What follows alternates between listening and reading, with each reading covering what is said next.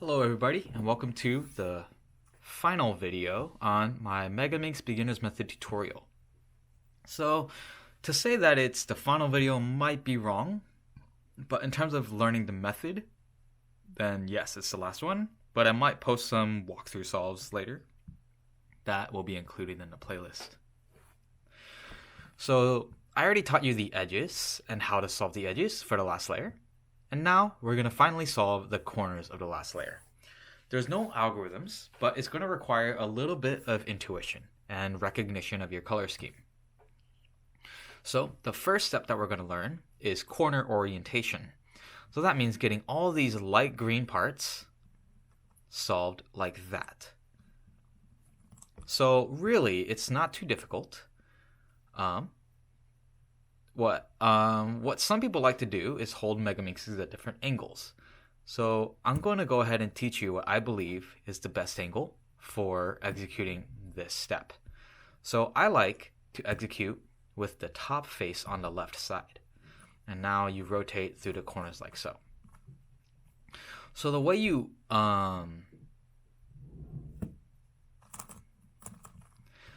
solve the corners to where all the green is facing up is you're going to execute an alg over and over again. And it's a variant of R, U, R prime, U prime.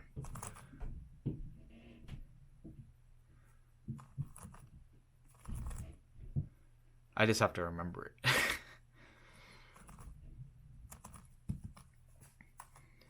it. So what you're going to do is you're going to go ahead and you're going to focus on this corner. The algorithm is U prime, R prime,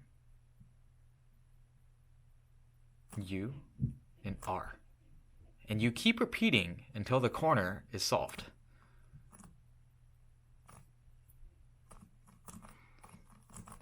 And you'll see right here, it's solved. Don't worry about all the stuff that's missing here. It'll go back together magically. And I'm being serious. It just goes back together. So after you're done with one corner, you just go to the next unsolved corner. So this corner right here, I'll just go ahead and do that. It doesn't matter if you do this one next or that one next, but I'll go ahead and do this one. U prime, R prime, U, R, keep repeating. All right, now I'm going to do the next one. Now I'm going to do the next one. And finally, the last one. Now you see all the corners are oriented. So all the light green is on top. So now if you match up the edges and the corners, you'll see that a lot of the cube is already solved. So I'm going to show you a different case where you don't need to do all 5 corners. Let's see. So you see here, you only have 3 corners that you need to solve. There's no trick about it. You just basically have less to do. Sometimes you need to do all 5. Sometimes you need to do 4. And sometimes you just need to do 3 corners. So when you do 3, just hold it on your left and execute your algorithm. And you got one more. All right, so everything here is oriented. So this step was fairly simple. The algorithm should be very easy for you to remember because it's a variant of an algorithm you already know. So it's very familiar in your hands. Now this next step is going to probably be the trickiest part of learning this step. Oops, these are not solved. Let me solve those real quick. The next step is probably, the most intuitive part of the corners is basically solving the side colors, what we call the permutation of the corners. So this corner needs to go all the way over here, this corner needs to go here, and this corner needs to go here. So I'm going to show you different cases, but the strategy is mostly the same. So you're going to, again, hold it on your left side. So just start with a corner that's not solved. So we're going to analyze this corner. This is blue-yellow, so blue-yellow needs to go all the way over here. So what you're going to do is you're going to take it out with a U prime, then bring it down with an R prime,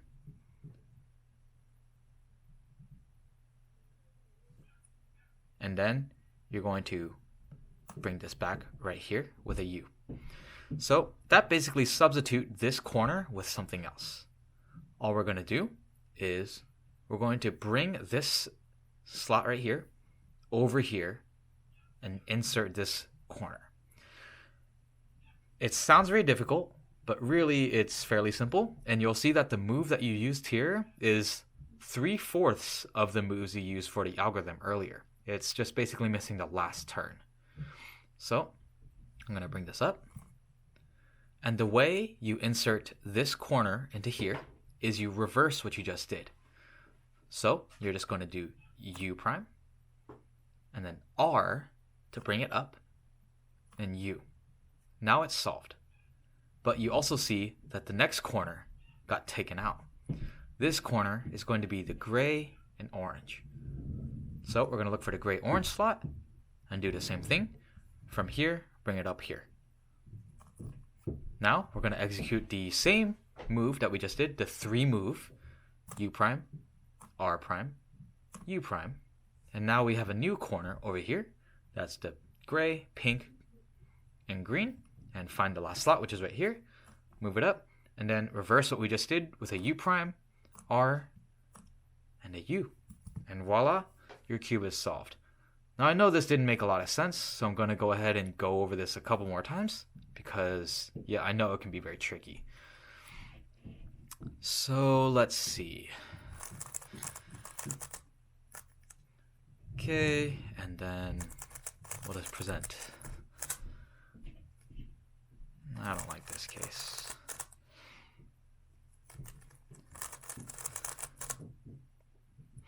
All right, so one more time. So this piece, it doesn't matter which piece you start on as long as it's an unsolved piece. So we're going to start on this piece. So take it out, bring it down, then find the right slot, take it out, bring it up. You see this corner, it's supposed to go here. So bring this up, take it out, bring that corner in, and this last corner is supposed to go here, take it out, and bring it in. All right. All right, so I'm going to go ahead and show you a case where there's 4 corners. This corner is supposed to go here. So I'm going to take it out, put it in. This corner is supposed to go here. Take it out. This corner.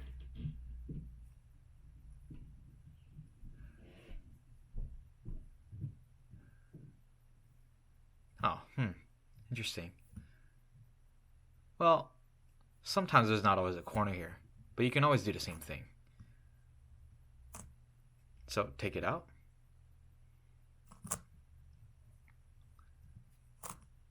Bring it in, and then solve it. So I'm going to go over that case one more time. When you have a case where you need to solve 4 corners, there's going to be situations where you don't always swap a piece. But you always have to repeat the taking out and putting in. So you can't do the same move twice. So when you do this, you can't do this move again. All right? So when you solve this piece, it needs to go here. It's going to take out another piece. But it's going to swap 2 at a time. So when you finish this piece right here, it's going to... Basically, there's no corners to solve. You have 2 more, but you have no corners to put in place. So that last move you did, you need to continue the pattern. You can't repeat the same move twice. So you can't do this. When you take this out, you can't take it out down. You need to bring this back up because you brought it down earlier. Now, we continue the cycle. And you see every time we do it, it's always going down and going up. So, down, up, down. And now I have to look for the next piece. Up, down, up. All right, so one more time.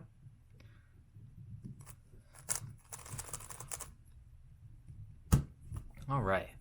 So we're just going to go through everything one more time with the proper notation. So for the 4 corners, this has to go down here. Bring it down. Bring it up. Now this corner. Bring it down. And now those are solved. And now I'm going to take one piece out. Bring it up. Bring it down. Bring it up.